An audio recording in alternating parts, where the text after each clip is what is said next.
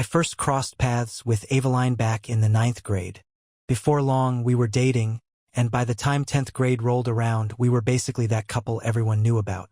High school flew by without any major bumps, and, predictably, we shared our first time together on prom night, like something out of a movie.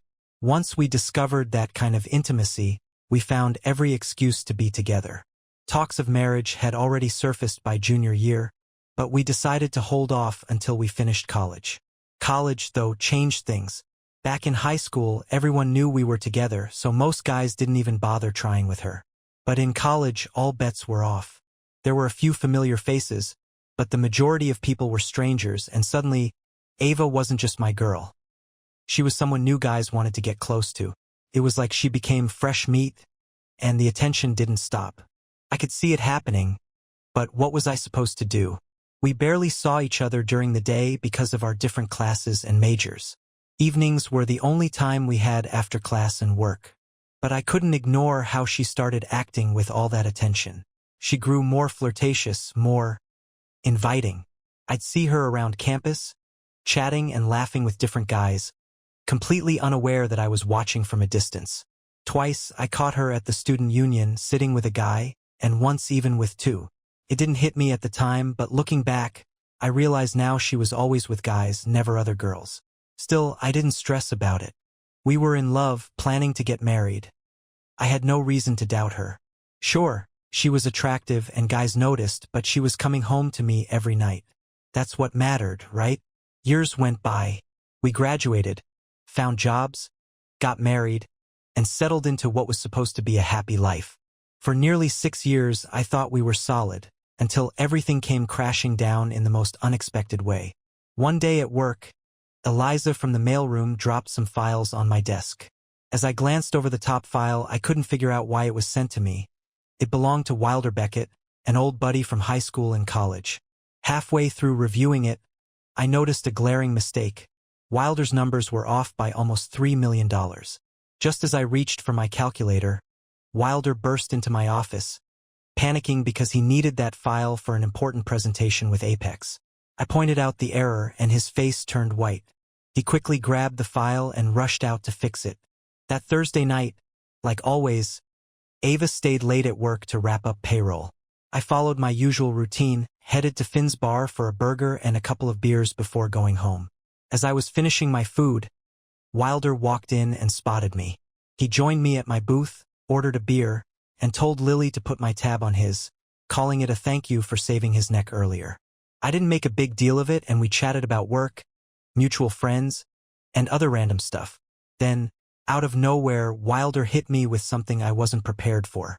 He said, "Jack, you're a good guy, but why do you let Ava act the way she does?" At first, I didn't get what he meant, so I asked him to explain.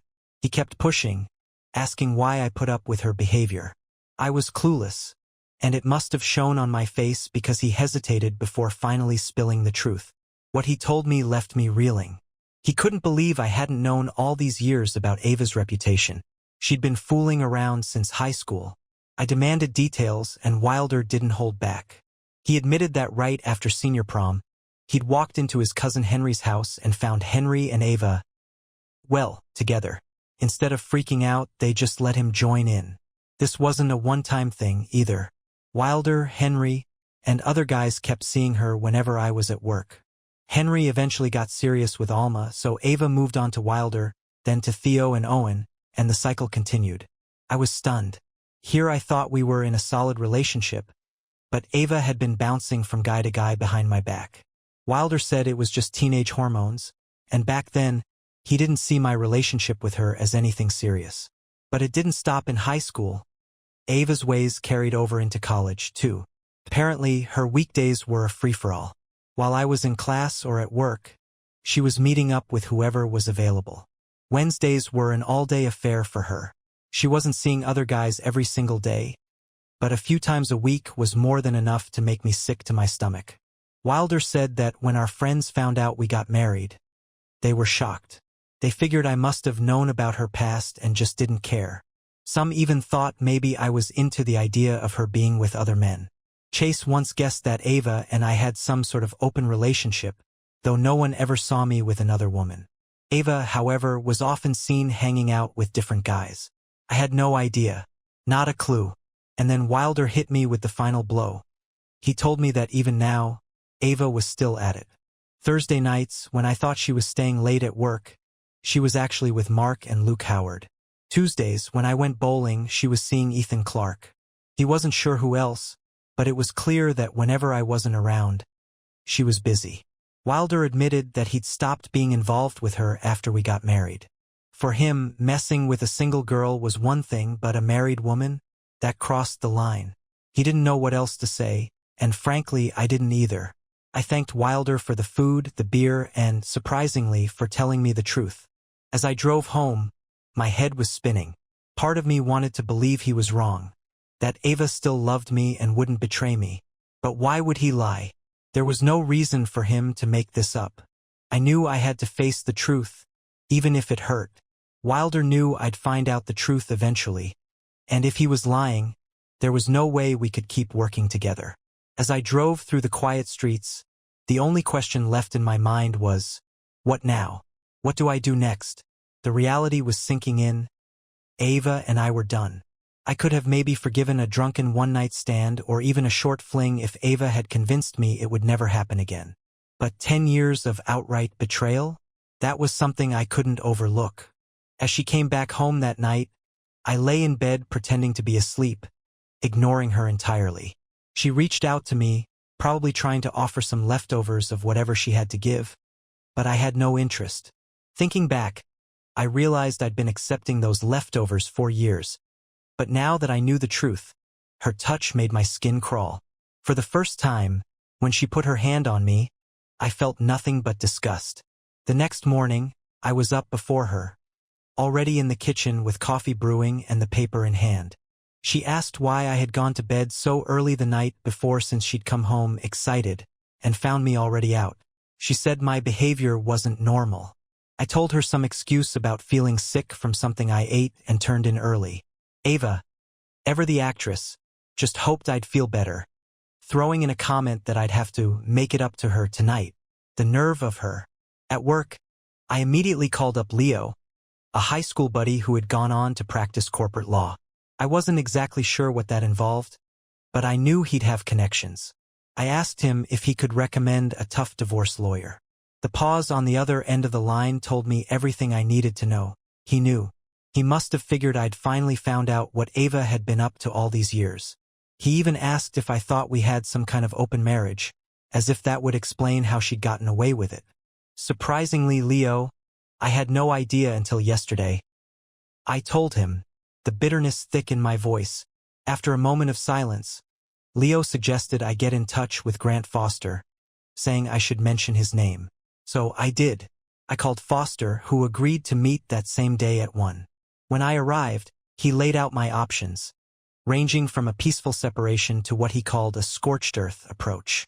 He explained that in our state, which wasn't a no-fault state, infidelity could be used as grounds for divorce. But I needed concrete proof. Rumors and hearsay wouldn't cut it. I asked how I was supposed to get that proof, and Foster handed me the card of a private investigator, Everett Sterling, whose office was conveniently across the street. Foster offered to call Sterling and see if he could meet with me right away. I told him to go ahead. I wasn't interested in wasting any more time. I also instructed him to get the divorce paperwork started. I'd provide the evidence as soon as I had it. Within 10 minutes of making the call, Sterling already had a plan in place. The catch? I had to act completely normal around Ava, like nothing had changed. You have to stick to your routine, Sterling advised. If you usually have intimate moments a few times a week, keep that up, whether you want to or not. This isn't about love anymore. It's about fulfilling a physical need. You can't let her sense anything is off, or the plan could fall apart. Back at the office, I mustered up the courage to call Ava. We had a tradition of going out for dinner every Friday night and grabbing breakfast on Sundays. I suggested trochee for dinner, and she readily agreed. While I worked on my veal marcel and she picked at her rigatoni, sipping her white wine, Sterling's team was at our house, installing cameras and listening devices. Sipping my Merlot, I kept replaying Sterling's instructions in my head. Whatever you do, Don't try to find the hidden cameras. Resist the temptation. If she catches you snooping, it's over. And remember, in the bedroom, you're being filmed. The system's motion activated, so you'll be on camera. Some of my employees will probably see you. He added, don't let it stop you. Act confident, like you're in control. There's a switch you can use to turn it off, but most people forget to turn it back on. So my advice is to just leave it alone. After dinner, I suggested we grab a drink or maybe go dancing, but Ava wasn't having it. She insisted we head home so I could make up for disappointing her the night before. As we drove back, she slid over in the seat, unzipped my pants, and said with a smirk, drive carefully, sweetie. Wouldn't want me to accidentally bite off your meat. Normally, that would have excited me, but now, knowing what I did, it felt like just another one of her cheap moves. Something she'd probably done 100 times with other men over the past decade. Despite my disgust, my body reacted anyway. And yeah, after a few minutes, I wanted her to keep going, even though I hated myself for it. By the time we got home, she couldn't wait to get me into the bedroom. But I had no intention of performing on camera, knowing Sterling's crew might be watching. So I went to the switch and turned the system off, leaving my phone on the car seat to remind myself to turn it back on later. I don't know if she noticed or cared, but that night, there was nothing intimate about it. It was all just routine. Unfortunately, once wasn't enough for her, and I had to go through the motions 2 more times before she finally let me sleep. The next morning, I was up early for my run. Ava told me she'd be gone when I got back, claiming she had a long hair appointment that would keep her out until the afternoon. She said she might go out to lunch with some of the other women there. It could have been the truth, but after everything I'd learned, I wasn't buying it. I was sure she was meeting one of her lovers, either before or after her appointment. Before I left for my run, I made sure to turn the cameras back on. Nothing would probably happen while I was out, but I needed to get into the habit of keeping the system active whenever I wasn't home. The switch only turned off the cameras, the listening devices and phone taps stayed on. After my 5-mile run, I headed down to the basement. I opened the cabinet above my workbench where Sterling had set up the recorders. There were 2 receivers, one for the audio taps and the other for the cameras. I played back some of the recorded conversations, and my suspicions were confirmed. I heard Ava's voice, clear as day. Good morning. Are we still on for today? The man's voice on the other end was one I knew all too well. My cousin, Sam. You bet. The wife took the kids to the zoo, so we've got the place until 6, he replied. Ava responded, I can't stay that long. I got to be back by 2. Jack's already getting suspicious about why I don't get home until later. Sam tried to persuade her, saying, then skip the hair appointment and get over here. We'll make it worth your while. Ava laughed and said, yeah, sure. And what do I tell Jack when I show up without my hair done? I want more time with you, but we've got to be careful. I couldn't believe what I was hearing. My own cousin. I felt a rage building up inside me like never before. I had to pull myself together before Ava came back. When she finally returned an hour later, I had calmed myself down enough to fake a fall down the basement stairs, telling her I'd hurt my back. It was the perfect excuse to avoid any more intimacy for at least the next few days. On Monday, I called Ava at work and told her I'd be leaving town on Tuesday and wouldn't be back until Friday, so we could go out to dinner. There was no real trip planned, of course, but I didn't feel like I was wasting my time. I traveled about once a month for work, and Ava was always at home when I'd check in with my evening calls.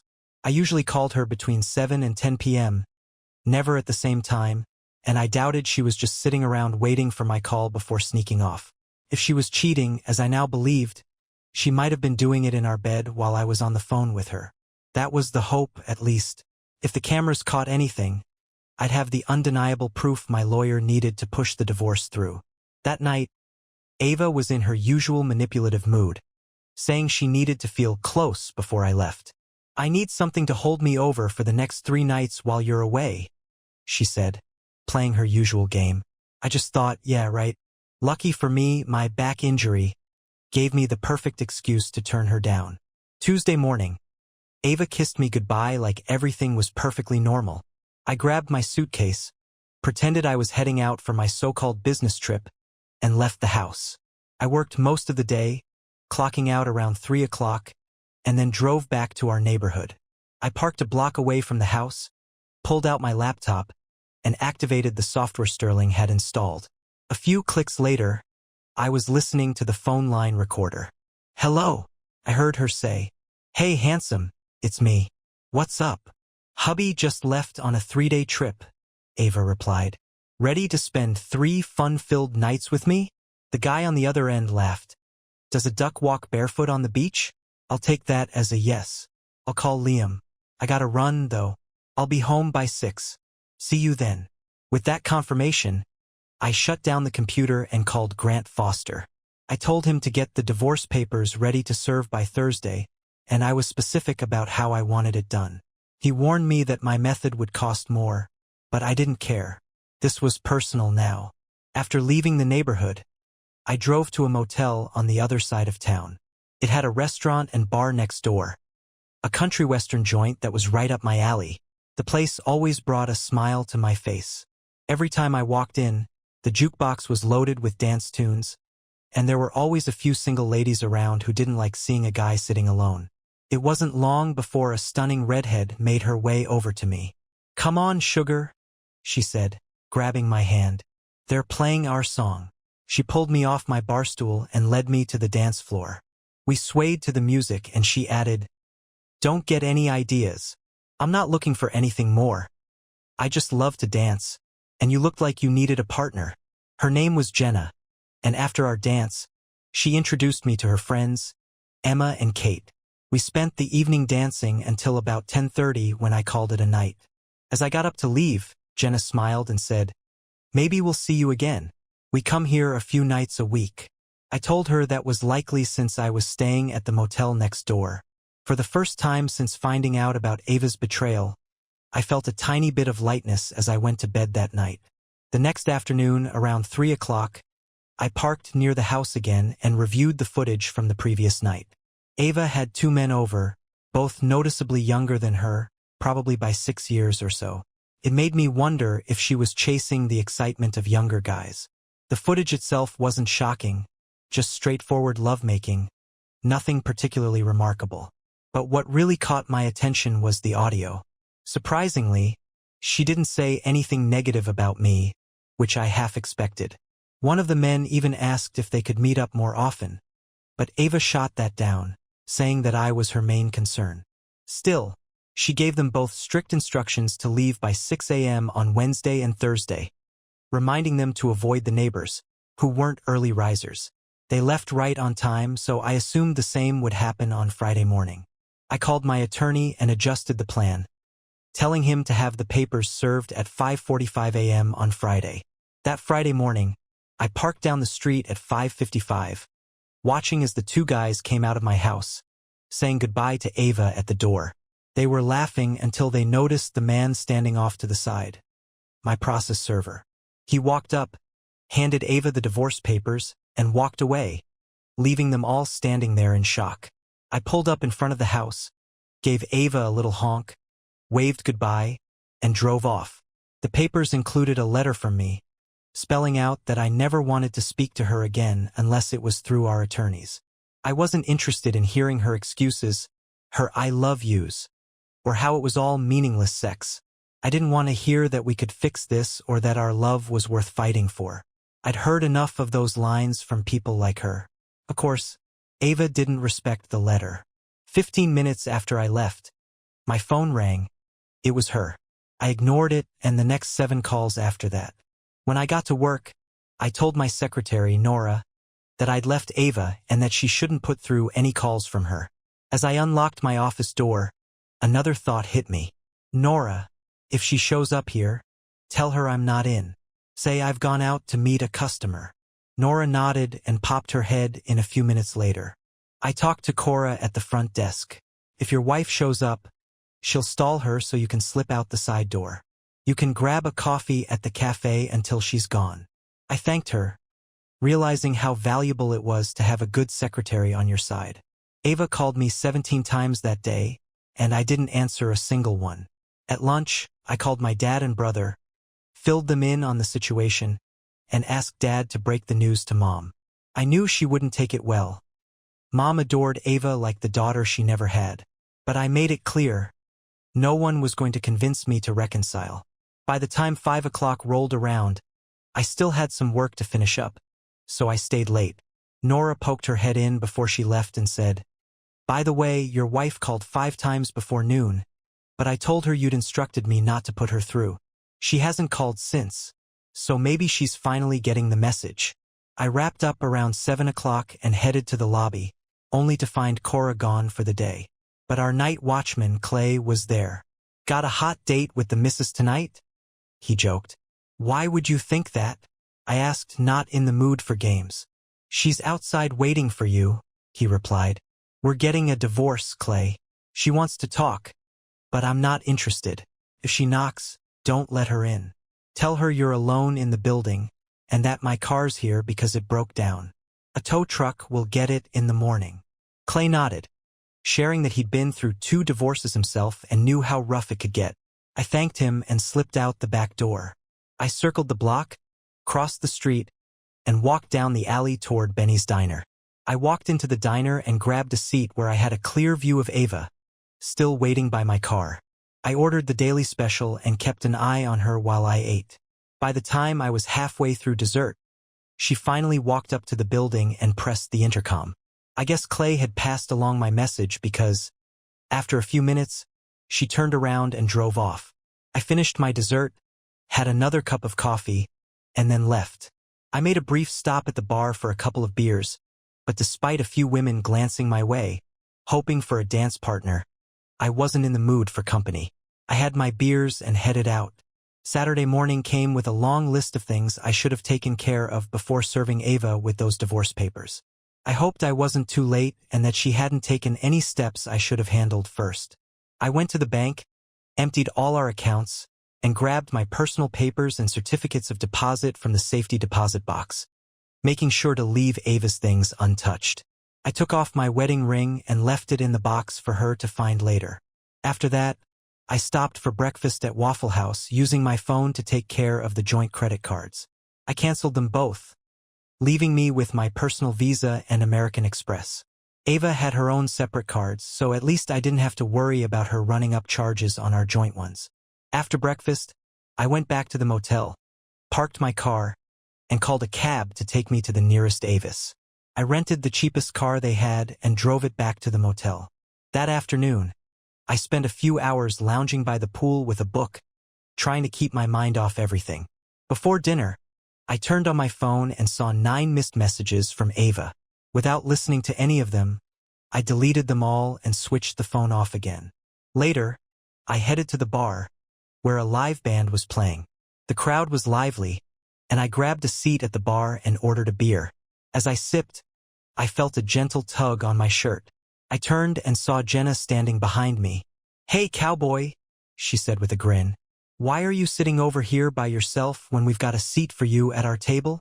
If I'd seen you, I might have come over, but I didn't want to intrude. "It would have felt presumptuous," I replied. "Don't be ridiculous," she said. "Come on." She led me over to the table where Emma and Kate were already seated. I greeted them and asked, "3 beautiful women sitting here alone and not swarmed by guys? What's going on?" Emma rolled her eyes. "We get plenty of attention, but it's usually from idiots who think we're here to cheat. We're just here to dance, and most men don't get that. They think they're God's gift to women, and we have to fend them off. After the other night, though, we know you're one of the good ones. You've got an open invitation to join us anytime." I nodded, then couldn't help but ask, "It's not my business, but why are 3 gorgeous married women out here without your husbands?" Jenna sighed. "Emma's husband is in the Army Reserve and got deployed to Afghanistan. She was going crazy at home, so we decided to get her out of the house. Kate's husband works nights, and mine is a long-haul trucker, so he's gone a lot. We stick together, keep each other company, and we love to dance. So, here we are." Kate chimed in. "What's your story? Last time we saw you, you were wearing a wedding ring, and now it's gone." I didn't sugarcoat it. "I handed my wife divorce papers yesterday morning and left the ring for her to find." Emma grinned. Does that mean you're free to pursue? Not quite, I replied. The grounds for divorce are infidelity, and I'm not about to give her any ammunition for a countersuit. Good, Kate said with a smile. We've got a reliable dance partner now. I spent the rest of the evening dancing with the three of them until closing time, sometimes sharing them with other guys on the floor. We made plans to meet again on Sunday. The next day, I spent some quiet time by the pool with a book, letting the hours slip by. By Monday, I drove the rental car to work, hoping Ava wouldn't see it and think I was still out of town. Throughout the week, she called me 6 to 10 times a day, but I never answered. She even tried calling from different numbers, but the second I heard her voice, I hung up. Each evening, after dinner, I stopped by the bar for a couple of beers. Jenna, Emma, and Kate were there on Wednesday and Friday, and I joined them for dancing, staying until 10 on Wednesday and until closing on Friday. By Saturday, I figured Ava would have realized by now that I wasn't going to talk to her. I returned the rental car and started driving my own car again. Unfortunately, that was a mistake. On Monday evening, when I left work, she was parked right next to my car. When she spotted me, she got out and stood by my driver's side door. "We need to talk," she said, but I kept walking, not bothering to respond. She stepped in front of the door, blocking me from getting in. "At least let me explain," she insisted. I pushed her aside, causing her to stumble a little, but she quickly regained her balance. As I rolled down the window, I told her to read the letter that came with the divorce papers. I made it clear that I wouldn't be discussing anything with her unless my lawyer was present, and that the only thing left to talk about was the divorce. Ava said she didn't want a divorce, that she didn't want to lose me. I told her flat out that it was over and that she needed to accept it because my mind was made up. Then I rolled the window back up and drove away, leaving her standing there. By Tuesday, it became clear that Ava wasn't going to give up so easily. When I left work that day, 2 men approached my car. I recognized them immediately. They were the same guys I'd seen in our bedroom with Ava. One of them grabbed my arm and said, "Don't resist. Ava wants to talk, and since you're being difficult, we'll take you to her." I looked at the 2 of them, both younger, and clearly thinking they could handle a guy in a suit. They were in for a surprise. I figured I could take them, but I stopped myself. If I fought back, I'd be drawing attention, and if I sent these 2 back to Ava with a few bruises, who knows what she'd try next. I didn't want to push her over the edge. They shoved me into my car, and I sat between them with my briefcase on my lap as they drove me to the house. Once we got there, they escorted me inside, and Ava told them to sit me down in a chair and make sure I didn't move. Then she turned to me, her voice cold and resolute, and said, "We're not getting a divorce." I tried to stand up, but one of the guys pushed me back down, telling me to stay put. Ava kept talking like she had everything figured out. She said there were going to be changes in our marriage because of the medical issue I'd discovered. She admitted she was sorry I found out, but now that I knew, I had no choice but to accept it. Then, as if that wasn't enough, she had the nerve to tell me she loved me and wouldn't let me go. She went on to explain that her medical issue was nymphomania, something she claimed she'd had since high school. She blamed me, saying it started after I took her virginity. I couldn't believe what I was hearing. I told her there were medications for that, and she admitted she'd tried them all, but they made her feel like a zombie, sluggish and dull. Then she admitted something I hadn't expected. She enjoyed being a nymphomaniac. She said she loved being close to people and never left me alone. Ava argued that her behavior hadn't hurt me, saying she'd always spoiled me, and since I couldn't satisfy her all the time, she had to go elsewhere. But she always came back to me because, in her twisted mind, she loved me. Then she laid out her terms. She'd drawn up a post-nuptial agreement, allowing her to have as many lovers as she needed to keep herself mentally healthy. If I couldn't handle it, I'd have to leave the marriage with nothing. I asked her what she thought I'd get out of this ridiculous deal. Her answer? I'd still have the same loving wife I'd had for the last 6 years. She said those years had been perfect for her, and that the only problem now was my bruised ego over the fact that other men had been involved in what I thought was mine alone. She urged me to accept that nothing in our life needed to change, insisting that my inability to keep up with her physical needs didn't mean I wasn't man enough for her. She even had the nerve to praise me as an amazing lover, saying I always left her satisfied, but admitted that I just couldn't satisfy her as often as she needed. I knew she hated it when I used her full name, so I did it deliberately as I reluctantly agreed to sign her so-called agreement, though I had a few conditions of my own. I told her how much I missed the closeness between us, how I wanted her in my bed every night. But despite my words, my plea, and the love I still tried to cling to, she stood firm. With a sinking feeling in my gut, I pretended to go along with her, hoping that maybe this would salvage some part of what we had left.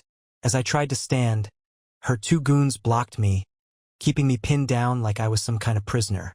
When I told them I needed to use the bathroom, one of them, smirking, told me I could go right where I was sitting.